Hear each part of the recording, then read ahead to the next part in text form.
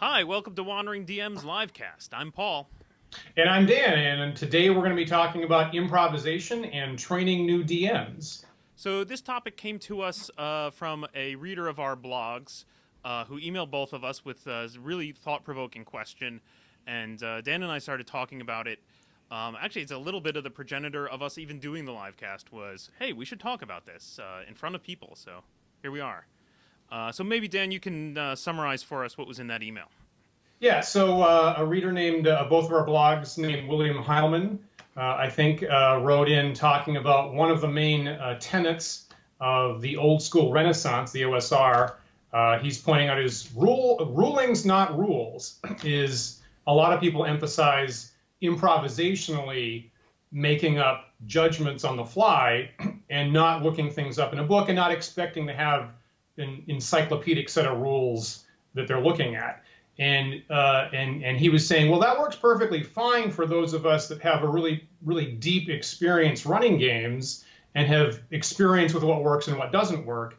But is that going to work for new DMs? Is that a philosophy that's going to work for a first-time DM not having that same depth of experience or not? And that seemed like a pretty good question, and it's not something that I've personally thought of before. So, Paul, what are your initial thoughts on that? Well, I mean, we touched on a couple of these topics a little bit last time we spoke, at least in terms of improv and rulings not rules, which again I believe the best I can credit that to is Finch's old school primer. It's funny because yes, certainly experience helps. I will definitely say experience helps, but I don't necessarily think that like encyclopedic knowledge of rules systems helps. Because ultimately we're talking about improv, right? You're talking about like making it up on the spot. So presumably you're trying to do something that's not covered in a rule somewhere. Right, Does that make right. sense? I don't know. I feel like I've gotten a little rambly there. It's a broad topic. Um, yeah, I don't know. Improv in general. You run a game for a bunch of improv actors, right, Dan? Yeah, which is fantastic, and it's definitely been an opportunity to evolve my game.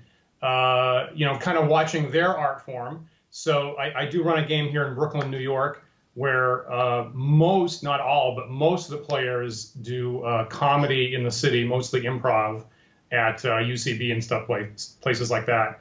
And it's been a really nice opportunity to kind of look at their art form, see how they approach it, see what works and what doesn't, and then think about kind of more explicitly working that into my games. And certainly, so I'm, historically a literalist, and I'm someone who pays attention to the written word very, very, very closely.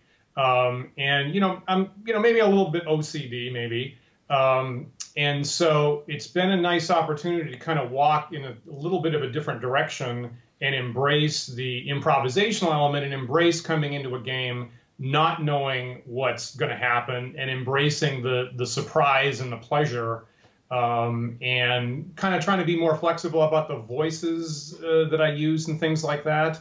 So it's really a funny serendipity that my players are almost all involved in that art form, and right while we're talking about how important it is to the game of D&D. Yeah, yeah. I mean that's so. I think that like the area we touched on in trying to define what is old school, we talked a lot about having very few written words, right? Thus Right. forcing ourselves down this road of making more stuff up on the fly. Um, yeah. So I guess so. Then the subsequent question, right, in the email was, is it reasonable to expect a new GM to be able to do this? What do you think? There's a part of it. I mean, my first reaction is there's a premise to the question that I actually don't entirely agree with. So the rulings, not rules bit, I would actually say rules are actually really important, but they have to be small and they have to be short and they have to be concise. So I would certainly, I mean, for me, I think I get better the shorter the rule set is that I'm working with. And so I would say having really good rules that are very short that you can remember is a really important backbone to the discipline. Is that okay word to Sure, use? sure. Why not? The discipline to the art form? Well, there's some individuals out there making a living as professional DMs. It exists. Yeah, right. Yeah, and there always has been, right? And Yeah. I would read about that in circa 1980. That's always been a thing. That's Have you interesting. ever made money? Have you ever done that I, for I've for pay? I've not, but I do know some people who do. Right. Um, Neither have I. but I don't know anybody who does it full time. Though I have read articles about that. Yeah. Digressing a bit here. um, Yeah. so, in terms, I mean, the interesting thing is when you talk about minimalist rules, I think that my improvisational style is the absolute minimum of rules. Basically, I boil it down to two: use common sense and ask the dice. Yeah. Yeah. Yeah. Do you always ask the dice? Or are there any circumstances where you say that's clearly not going to happen, or that clearly is going to be successful? I definitely do not always ask the dice. Yeah. However, I find that I find asking the dice very freeing, right? So let me just expound on that a little bit. Ask the dice is Right. something I think I'm stealing from maybe Grognardia, um, where he had a wonderful post about the oracular power of dice, Exactly. right? Yeah. And the gist of it is simply that like if A could happen or B could happen, then roll some dice and find out, right? Assign some probability, roll some dice that emulate that probability, and go with that. The interesting thing about ask the dice is, if I think it's obvious, or if I can't sort of visualize or think of potentially what the outcome will be in one side or the other, then I don't do it, right? That's especially like I think that's really I think that's a pitfall that a lot of GMs fall into, is that I'm going to roll the dice even though I haven't really thought out what it means to fail, and in fact failing Yes. would completely ruin the game. So Yes. why are you doing Yes. it? Yes. So you definitely, I think, you need to think about the stakes. What are they? What's going to happen if I succeed Yeah. versus what happens if I'm going to fail? And Um, say so. And personally, so I sorry to yeah, no, interrupt. go ahead. So, like, I like to say out loud to the players now, like, Hmm. here's what's going to happen if it's a success. Here's what's going to happen if it's going to fail. Even if it doesn't totally 100% make sense in world, that you would know that in advance. But I like to tell the players to set those stakes very, out loud, explicitly. Yeah, that's nice. I mean, it gives them a chance to sort of know, what they're risking and possibly take it back and say like, oh, really? Yeah. I Yeah. had imagined it was going to be easy, and you're imagining it's going to be hard. So maybe let's get more on the same page. Great point. Yeah, yeah. So, but I think the freeing thing about asking the dice is that the more I think about that, or more I keep that in the back of my head, anytime I'm posed a question by players and I don't immediately know the answer, then I go to the dice, Yeah. right? And it's something. It really helps the speed of the game. I go, oh, is it raining? I don't know. It's not important to my written adventure whether it's raining or not. Let's ask the dice. Great. Great. What? So you're saying dice plural. Hmm. What is your normal go-to dice to make that decision? It's actually usually just one die. Yeah. And I will use a d6 if the odds are really simple. Like if it's 50-50, then a d6 is just super easy for me. Yeah. If I want a relatively low probability, then I'll switch to a d20 because then I start to think in increments of 5%. Okay. And I go like, oh, maybe there's a 10% chance, so 1 or 2 on a d20. Here we go. Okay. I'm finding that I'm becoming like almost married to the D6. Hmm. Like in anything that's off book, I'm finding it pretty like the more I do it, the more obvious it is to me to measure things on a D6. Interesting. And so I can pretty quickly approximate whether I feel it's 1 or 2 or 3 and 6. And so I almost always go for a D6 nowadays Yeah.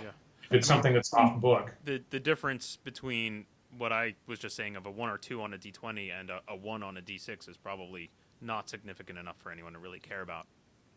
I agree, particularly if it's something that's unknown and off book. Right.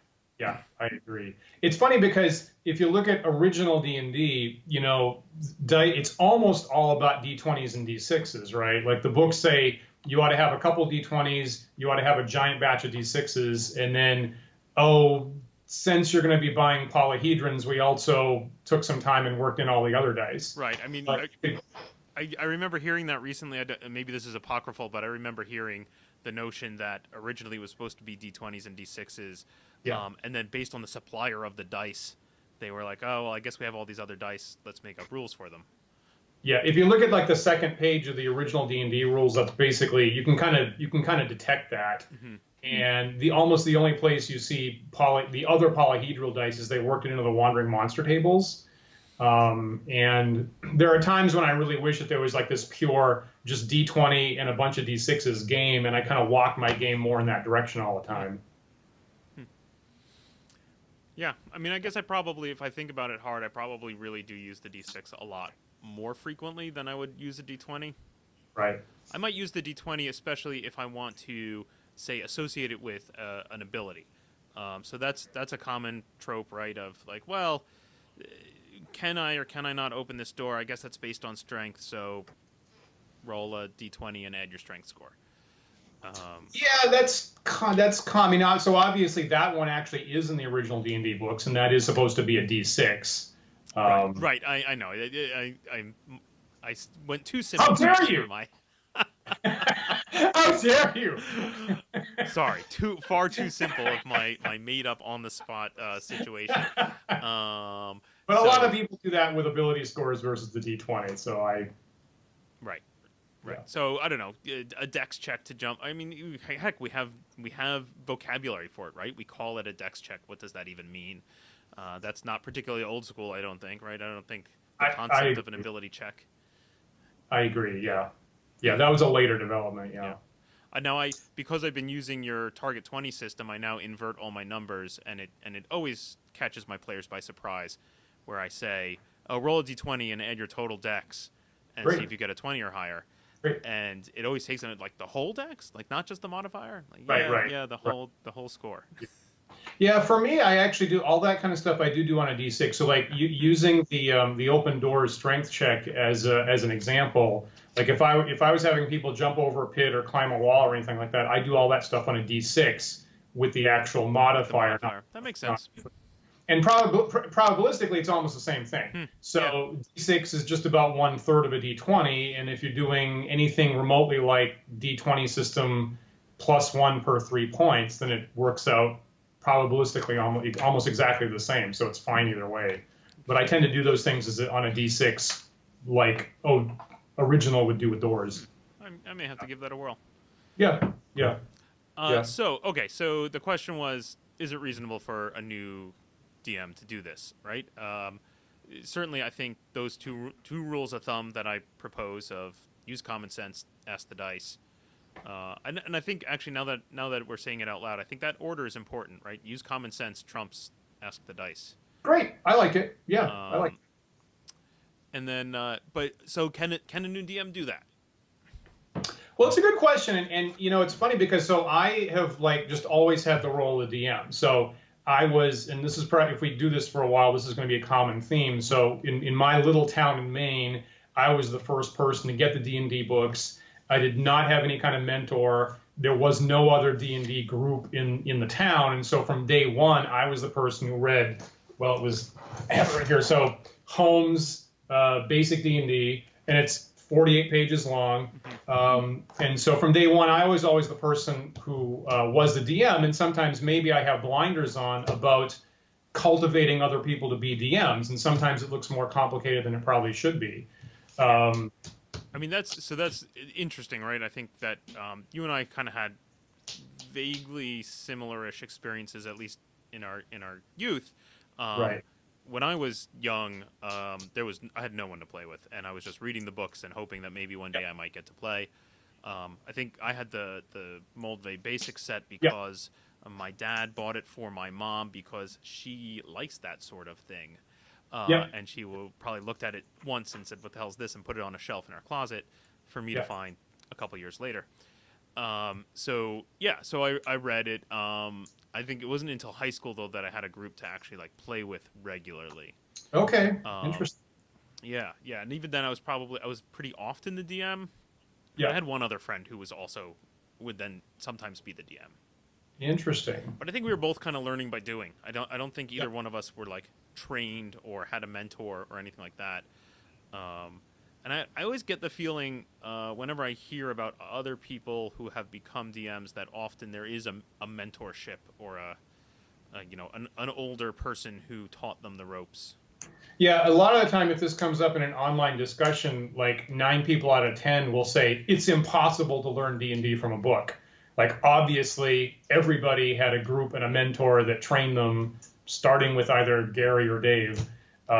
And there'll be a very small number of voices that go, no, I actually learned from a book. And then again, 90% of the people will go, really? I wouldn't have believed that was possible. I mean, it certainly wasn't easy. And I can say, looking back, like, now as a sort of amateur D&D historian, I know about all the different editions and when they came out and what their influences were. But back then, I had the basic set, and then I had the monster manual, and I probably got the first edition AD&D Player's Handbook, but not the DMG. Yeah, and somehow I thought this was all the same game, and I mashed it together and played it. Yeah, yeah, I think, and that's very common. And I mean, heck, obviously the monster manual is, it's got AD&D on the cover, but all the numbers are exactly the same as original D&D. So it's there's a lot of crossover there, and a lot of people did that. Yeah, so it's interesting. I think having the player's handbook and not the Dungeon Master's Guide is a little awkward when you're just looking at AD&D. There's gaps. There's definitely places where you have to fill in. And maybe, I don't know, maybe that's why I like that to this day, is I'm used to that kind of play where, yep, there are some things that I just can't, there's no rule here in this book for. I guess I'm going to have to make it up. Yeah, that makes sense. That makes sense. I think if there was a new DM, and maybe I should work better at cultivating people to do this. So I'm always encouraging people around me to do that, and a lot of people feel like it's overwhelming. But like the very first thing would be like get a limited scenario, right? So obviously you, Paul, and myself are a lot of the time we're running whole worlds now with a wilderness and encounter tables in which like any monster could possibly show up. But if I think a new DM, what they ought to do is like maybe get a 1-page dungeon, something really limited. Yep. Just think in advance about how to run those 12 rooms properly and use that as a starting point. And you certainly, if you start out with a limited dungeon, then you don't have to think that you're going to run the whole world with the entire rule set. So I went through an exercise recently where I had this grand idea to like sort of go around and sow the seeds of D&D for new players. Yeah. And I had built an adventure, not really built, I stole an adventure from Dyson Logos. I used his Dyson's Delve, which is a mini mega dungeon. But I just stole the first level off of that. And I think I have a blog post about this where I said, I modified it in these couple of small ways. And I played that many times with new players just as an intro. And I would totally hold that up as a great example for new DMs of give this one a try. Great. Yeah, and obviously, so I was one of your players through that at one point, and it's a great and great scaled adventure. So I would, as a player, I would certainly sign off on that myself. The nice thing about that there is when I was running it as an intro adventure, I just ran that first level. You played a lot more of Dyson's Delve, and I think that's actually really good for this use case, right? You have a fairly self-contained, here's just a quickie little adventure that you can run over a session or two with your friends. And then when they say, we want more, here's 11 more pages. Right. Yeah. Right. Which is pretty nice. It's interesting because one of our players in our group about 2 weeks ago ran a not D&D, but Dungeon World, I think is what it is. So it's actually way more improvisational, and it's way more player, I guess they'd say narrative driven. And it was an interesting experience. He came away and later said, afterwards I realized I screwed a whole bunch of stuff up. I broke this rule. And I said to him, yeah, but we all do that.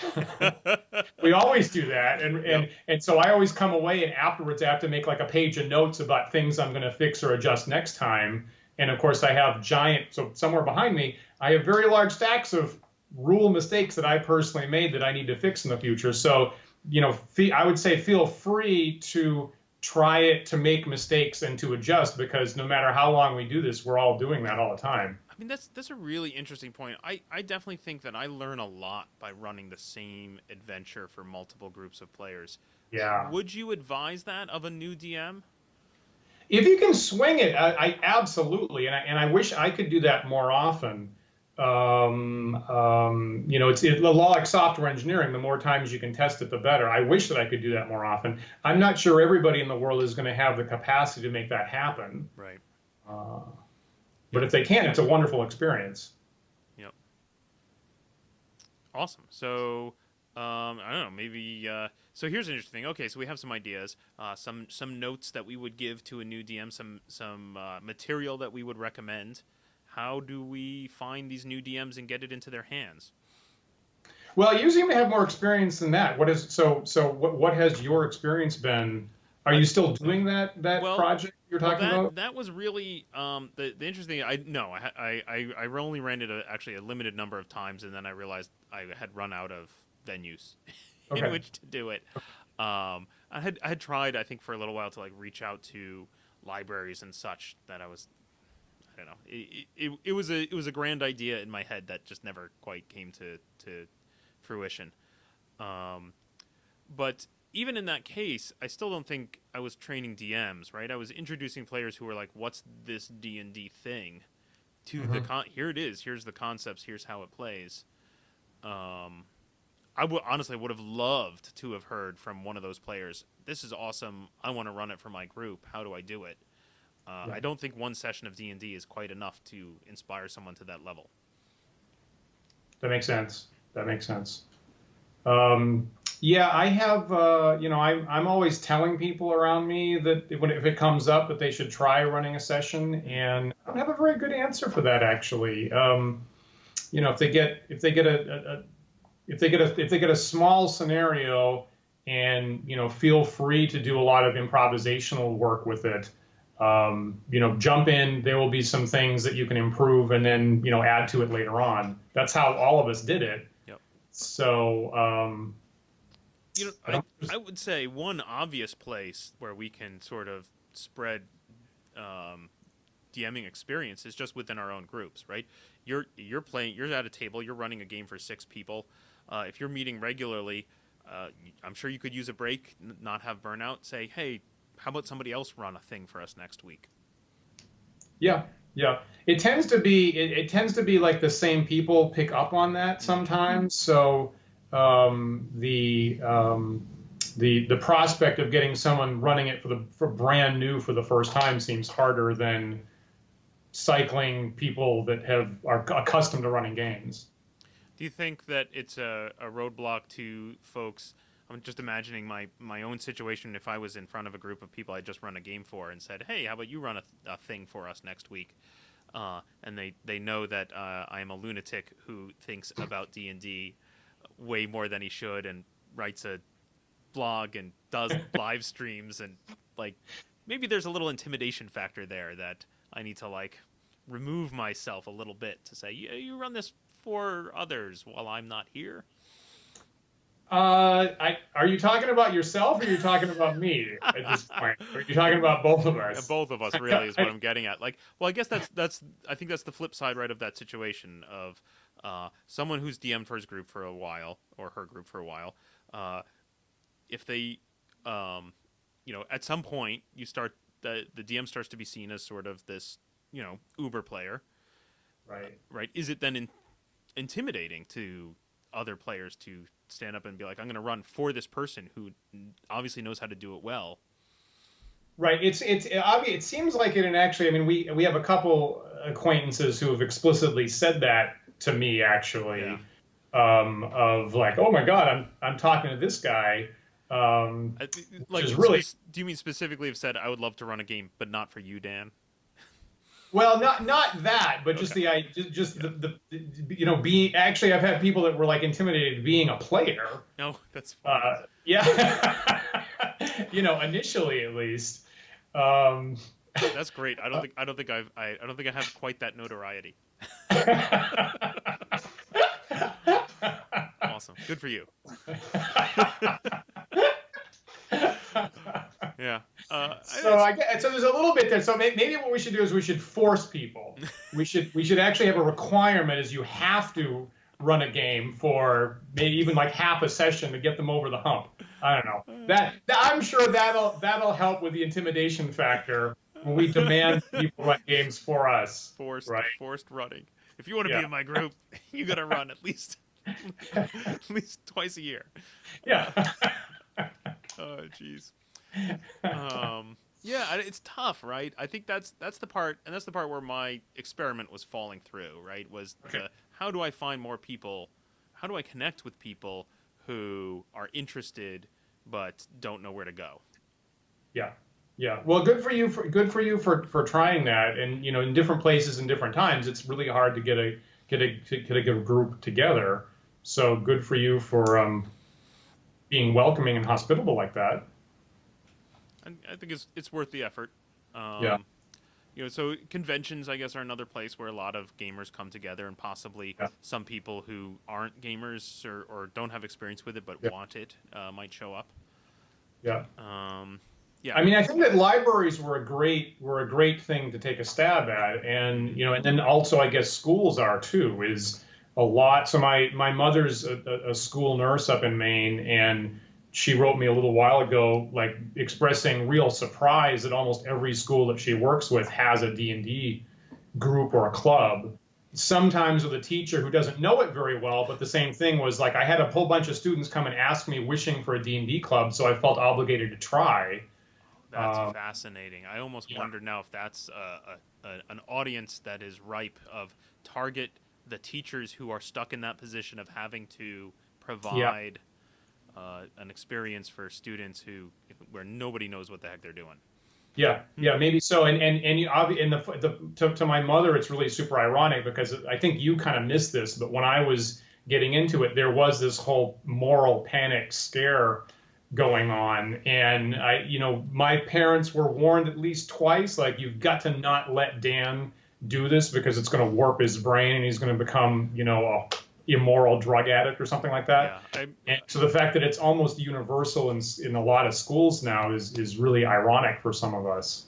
I had one friend in school who was not explicitly by his parents not allowed to play Yeah, because of that, because of exactly that. But I think my experience was that most parents, including my own, knew that was all bunk.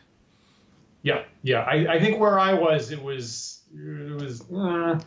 I had extended family members that it was disallowed for at least a while. Okay. Yeah, yeah. Can we expect new GMs to improvise? I think we can if we arm them with some good ways to do it, with material that provokes it, and with nice guidance on how to do it.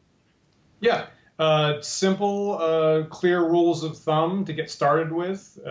Feel that you're going to improvise a lot, and then modify and improve on a later date. Awesome. People should do that. Totally agree. Feels like we're wrapping up here, Dan. Do you have any last thoughts on either training new GMs or cultivating new DMs or improvisation in general?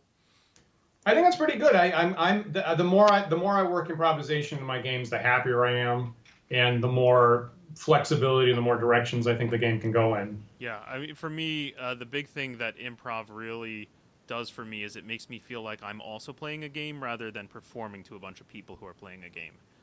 Wow, And that's what I want out of it, right? I wanna also play. that's a great point. That's a great point. Well, there you Nice. go. That's a great point. So Nice, let's yeah. end there. Yeah, yeah. I'm glad we solved that. Well, we have solved another problem. All right, thanks everyone for joining us. We'll be back. I think possibly in just 1 week. Is that right, Dan? Yeah. Yeah, a special holiday bonus episode on December 30th, Sunday. Excellent. So we'll hopefully see some folks online then. I will try not to break all my equipment just moments before the stream, so that hopefully people know it's coming and maybe we'll see some chat going on. Otherwise, thanks for joining us, and we'll see you in a week.